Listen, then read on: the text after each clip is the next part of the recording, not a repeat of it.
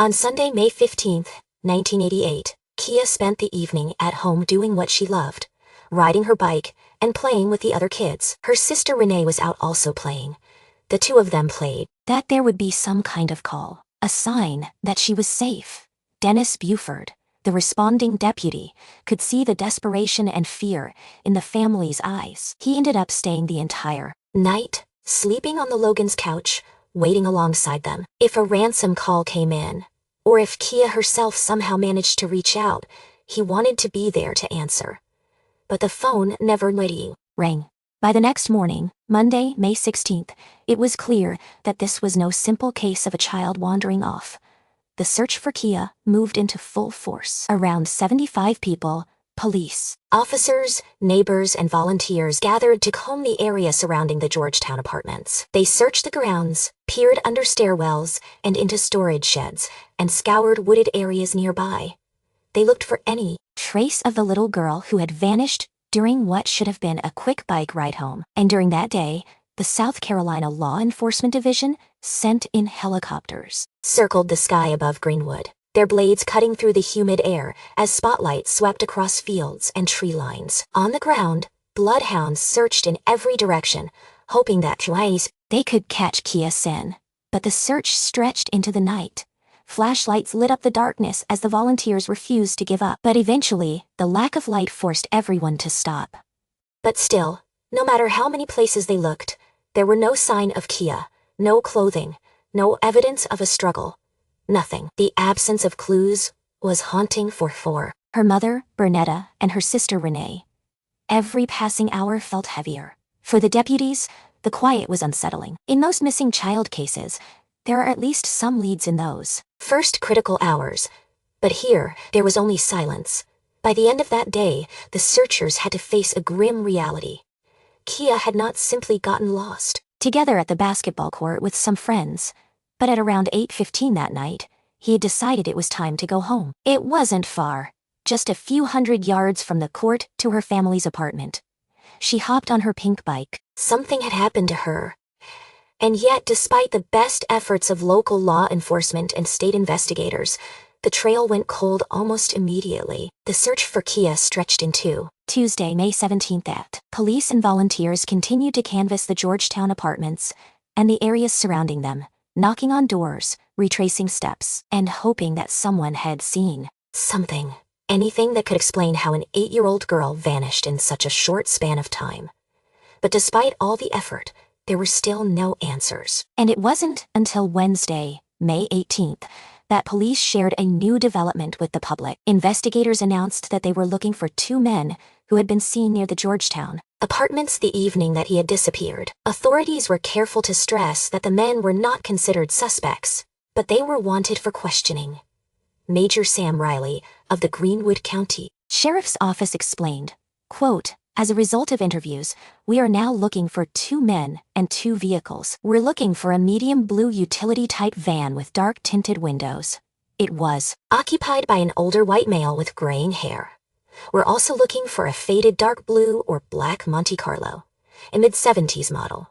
It was occupied by white male 35 to 40 years of age, slender build, lean or pointed facial features with brownish blonde hair with sunstreaks." Now, that description added a new layer of intrigue to the case. Who were these men? Why were they hanging around the complex that Sunday? And did they have any connection to Kia by midweek with what? Searches coming up empty, the investigation began shifting more heavily towards leads and interviews. To encourage cooperation from the public, a local businessman named Tuck Wooten and pedaled off, leaving her sister behind the courts. But somewhere in that short stretch of pavement, in that narrow window of time between the court and her front door, Kia vanished. Renee stepped forward and he established the Malaki Z. Logan Reward Fund, hoping that money might incentivize someone with knowledge of Kia's disappearance to come forward. And that same Wednesday evening, one of the biggest developments so far aired on the nightly news. A composite sketch had been drawn based on witness sightings of the second man, the one seen driving the dark-colored mid-70s Chevy Monte Carlo. Now that man was described as white, between 35 and 40 years old, around 5'8" or 5'9". He has slight build, weighing around 150 pounds. And he had what they described as pointed facial features, dark blonde hair with streaks, And then one detail that stood out more than anything, a pockmarked face.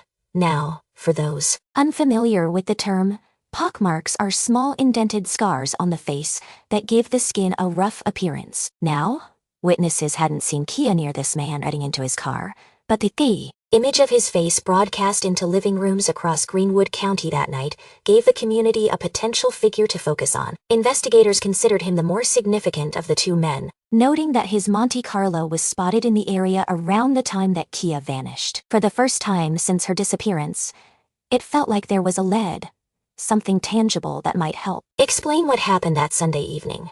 But even with the descriptions, the vehicles, the sketch, no arrests were made and no suspects were identified. The hope stirred by the sketch would prove fleeting. The man in the van and the Monte Carlo never came forward, and no one ever publicly connected anyone to either vehicle. As the weeks turned into months, the urgency of the search began to fade.